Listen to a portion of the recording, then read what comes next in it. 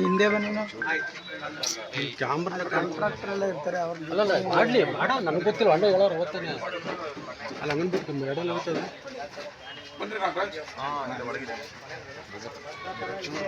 ಹಿಂದಕ್ಕೆ ಬಾಗುರು ಕಾಣುದಿಲ್ಲ ಇವರೇ ಬರ್ತಿದ್ದಾರೆ ಅವ್ರ ಅಮ್ಮ ನಾವೇ ಮಾಡಿ ಮಾಡ್ತೀವಿ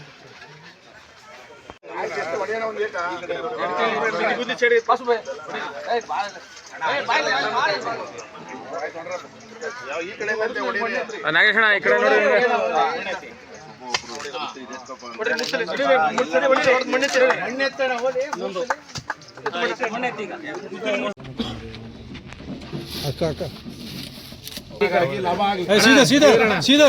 ಸೀದರ್ ರಸ್ತೆ ಚೆನ್ನಾಗಿ ನಮ್ಮ ದೀಪಕ್ಕೂ ಅನುಕೂಲ ಆಗಿ ದೀಪ ಹಾಗೆ ನಿಂತ್ಕೊಳ್ಳಿ ಪಕ್ಕದಲ್ಲೇ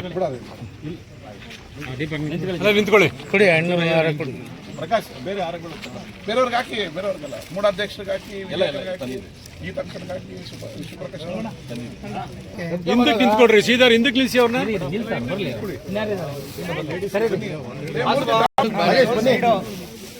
ನಾಗೇಶ್ ಅಲ್ಲ ನಾಗೇಶ್ ನನಗೆ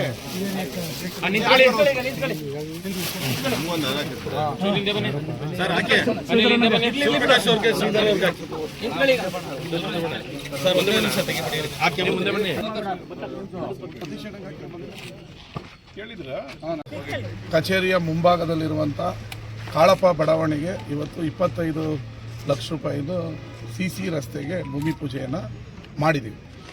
ಇದರ ಜೊತೆಗೆ SIP TSPಯಲ್ಲಿ ಇದು ಸ್ಯಾಂಕ್ಷನ್ ಆಗಿದೆ. ಇದಕ್ಕೆ ಭೂಮಿ ಪೂಜೆಯನ್ನು ಮಾಡಿದ್ದೀವಿ. ಮಂಡ್ಯ ನಗರದ ಪ್ರತಿ ನಗರದ ಒಳಗಿನ ರಸ್ತೆಗೂ ಕೂಡ ಡಾಂಬರೀಕರಣ ಮತ್ತು CC ರಸ್ತೆ ಆಗಬೇಕು ಅನ್ನೋದು ನಮ್ಮ ಸರ್ಕಾರದ ಉದ್ದೇಶ. ಈಗಾಗಲೇ ಹಲವಾರು ರಸ್ತೆಗಳು ಅಭಿವೃದ್ಧಿ ಹೊಂದಿದೆ. ಈಗ ಇನ್ನೂ 10 ಕೋಟಿ ರೂಪಾಯಿ ಹಣಕಾಸನ್ನು ಮುಖ್ಯಮಂತ್ರಿಗಳ ವಿಶೇಷ ಅನುದಾನದಲ್ಲಿ ರಿಲೀಸ್ ಮಾಡಿದ್ದೀವಿ. ಅದರ ಟೆಂಡರ್ ಕೂಡ ಆಗ್ತಾಯಿದೆ.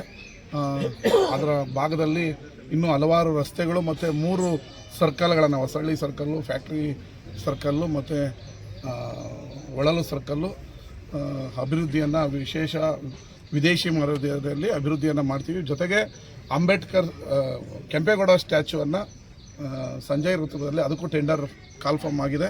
ಅದು ಕೂಡ ಶೀಘ್ರದಲ್ಲೇ ಮಾಡ್ತಾಯಿದ್ದೀವಿ. ಇನ್ನು ಅಂಬೇಡ್ಕರ್ ಜೋಡಿ ರಸ್ತೆ ಮತ್ತು ಕೆಂಪೇಗೌಡ ರಸ್ತೆಗೆ ಇನ್ನೂ ವಿಶೇಷವಾದ 9 ಕೋಟಿ ರೂಪಾಯಿಯನ್ನು ಬಿಡುಗಡೆ ಮಾಡಿದ್ದೀವಿ. ಅದರಲ್ಲಿ ಹೈಟೆಕ್ ಫುಟ್ಪಾತು, ಸೈಕಲ್ ಬೇ ಮತ್ತು MEG ಬೇಕರಿಯಿಂದ ಗೌರಿಶಂಕರದವರೆಗೂ ರಸ್ತೆ ಡಾಂಬರೀಕರಣ ಮತ್ತು ಫುಟ್ಪಾತ್ ಅಭಿವೃದ್ಧಿಗೆ 3 ಕೋಟಿ, ಒಟ್ಟು 9 ಕೋಟಿಯನ್ನು ನಗರಕ್ಕೆ ಬಿಡುಗಡೆ ಮಾಡಿದ್ದೀವಿ. ಕಾವೇರಿ ನಿಗಮದ ವತಿಯಿಂದ 30 ಕೋಟಿ ರೂಪಾಯಿನ ಮಂಡ್ಯ ನಗರಕ್ಕೆ ಹೊಸದಾಗಿ ಬಿಡುಗಡೆ ಮಾಡಿದ್ದೀವಿ. ಅದರಲ್ಲಿ ಹೈಟೆಕ್ ಆದ ಒಂದು ವಿದೇಶಿ ಮಾದರಿಯಲ್ಲಿ ಫುಟ್ಪಾತು ಮತ್ತು ಸೌಂದರೀಕರಣವನ್ನು ಒಳಲು ಸರ್ಕಲಲ್ಲಿ ಏನು ಚಾನಲ್ ಅಲಿತಾ ಇದೆ ಅದನ್ನು ಇಂಗ್ಲೆಂಡ್ ಮಾದರಿಯಲ್ಲಿ ಆ ಚಾನಲ್ಗೆ ಅಪ್ ಟು ಮೊದಲನೇ ವಾರ್ಡ್ನ ಕಾಳಿಕಾಂಬ ದೇವಸ್ಥಾನದವರೆಗೂ ಹರಿತಾ ಇದೆ. ನಗರದ ಮಧ್ಯಭಾಗದಲ್ಲಿ ಹರಿಯೋದ್ರಿಂದ ಅದಕ್ಕೆ ವಿಶೇಷವಾದ ರೂಪ ಕೊಡೋದಕ್ಕೆ ಈಗಾಗಲೇ ಮಾದರಿ ರೆಡಿ ಮಾಡಿದ್ದೀವಿ.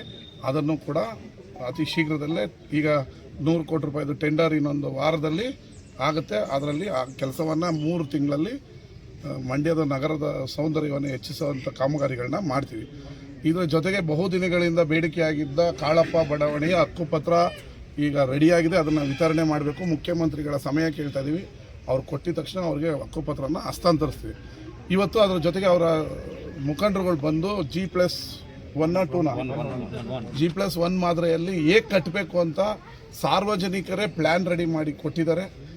ಈ ಪ್ಲ್ಯಾನನ್ನು ಸ್ಲಮ್ ಬೋರ್ಡ್ ಅಧಿಕಾರಿಗಳೊಂದಿಗೆ ಚರ್ಚಿಸಿ ಅವರಿಗೆ ಅತ್ಯುತ್ತಮವಾದ ಸೌಕರ್ಯವುಳ್ಳ ಮನೆಯನ್ನು ಕಟ್ಟಿಕೊಡೋದಕ್ಕೆ ನಾವು ಸಿದ್ಧರಿದ್ದೀವಿ. ಅದಕ್ಕೆ ಬೇಕಾದಂಥ ಹಣಕಾಸು ನೆರವು ಯಾವ ಮೂಲಗಳಿಂದ ಹಾಕ್ಬೋದು ಅನ್ನೋದನ್ನು ಅಧಿಕಾರಿಗಳ ಚರ್ಚೆ ಮಾಡಿ ಈ ಕಾಳಪ್ಪ ಬಡಾವಣೆಗೆ ಹೊಸ ಮನೆಯನ್ನು ನಿರ್ಮಿಸೋಕ್ಕೆ ನಾವು ರೆಡಿ ಇದ್ದೀವಿ.